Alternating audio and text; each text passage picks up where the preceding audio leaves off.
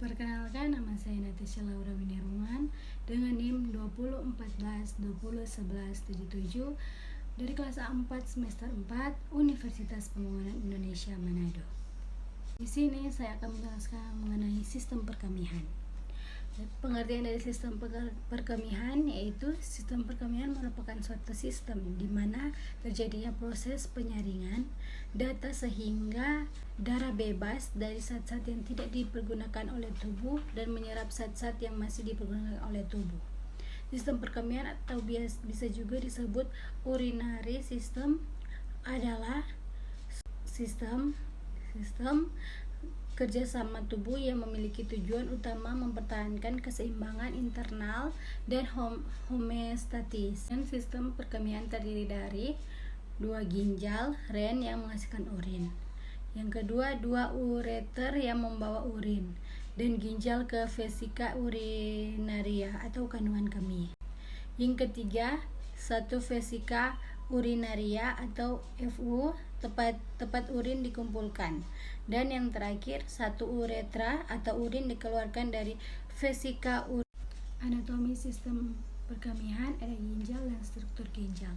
Ginjal terletak pada dinding posterior abdomen di belakang peritoneum pada kedua vertebral thoracalis ke-12 sampai vertebral lumbalis ketiga. Bentuk ginjal seperti biji kacang. Ginjal sebelah kanan lebih sedikit rendah dari ginjal kiri karena adanya lobus hepatis dexter yang besar. Fungsi ginjal memegang peranan penting dalam pengeluaran zat-zat toksik atau racun, mempertahankan suasana keseimbangan cairan osmotik dan ion, mempertahankan keseimbangan kadar asam dan basa dari cairan tubuh, dan mengeluarkan sisa-sisa metabolisme akhir dari protein, ureum, kreatini, dan amoniak. Struktur ginjal. Setiap ginjal terbungkus dari selaput tipis yang disebut kapsula fibrosa. Terdapat korteks renalis di bagian luar yang berwarna coklat gelap dan medula renalis di bagian dalam yang berwarna coklat lebih terang dibandingkan cortex. Bagian medula berbentuk kerucut yang disebut piramides renalis. Puncak kerucut tadi menghadap kaliks yang terdiri dari lubang-lubang kecil tersebut papilla renalis. Hilum adalah pinggiran medial ginjal terbentuk konkav sebagian pintu masuknya pembuluh darah, pembuluh limfe, ureter, dan nervus. Diperkirakan ada 1 juta nefron dalam setiap ginjal. Nefron terdiri dari yang pertama ada glomerulus, yang kedua kapsul Bowman, yang ketiga tubulus. Dan tubulus terdiri dari 3 yaitu tubulus proksimal, ansa Henle, dan tubulus distal. Yang keempat persarafan ginjal.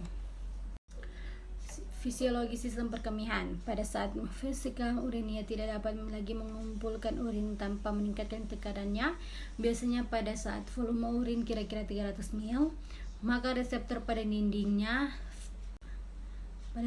vesika urinia akan memulai kontraksi musculus detusor. Fisiologi sistem perkemihan. Pada saat vesika urinia tidak dapat lagi menampung urin tanpa meningkatkan tekanannya, biasanya pada saat volume urin kira-kira 300 ml, maka reseptor pada dinding vesika urinia akan memulai kontraksi musculus detrusor. Pada bayi berkemih terjadi secara involuter dan dengan segera. Pada orang dewasa, keinginan berkemih dapat ditunda sampai ia menemukan waktu dan tempat yang cocok. Tahap-tahap pembentukan urin. Proses filtrasi. Yang kedua ada proses reabsorpsi. Yang ketiga augmentasi atau pengumpulan. Komplikasi pada sistem perkemihan. Infeksi saluran kemih yang dibiarkan tidak ditangani dapat menyebabkan komplikasi atau bahaya seperti kerusakan ginjal jika bakteri menyebar hingga ginjal. Yang kedua, ISK berulah atau kambuh dalam kurun waktu 6 bulan atau 4 kali dalam setahun. Yang ketiga, struktur uretra atau penyempitan saluran kencing. Yang keempat, kelahiran prematur pada bayi terlahir dengan berat badan yang rendah jika ISK dialami oleh wanita hamil. Yang terakhir, sepsi, yaitu kondisi ketika bakteri menyebabkan ISK, biasanya yang menyebar hingga ke ginjal, masuk ke aliran darah dan menyebabkan respon tubuh yang bisa berakibat fatal. Penyakit-penyakit pada sistem perkemihan, yaitu gangguan kesehatan pada sistem kemih meliputi kelainan atau kondisi yang mengaruhi ginjal, ureter, dan kandungan kemih. Penyakit yang pertama adalah penyakit ginjal kronis, yang kedua kehilangan kontrol kandungan kemih, yang ketiga batu ginjal, dan yang keempat infeksi.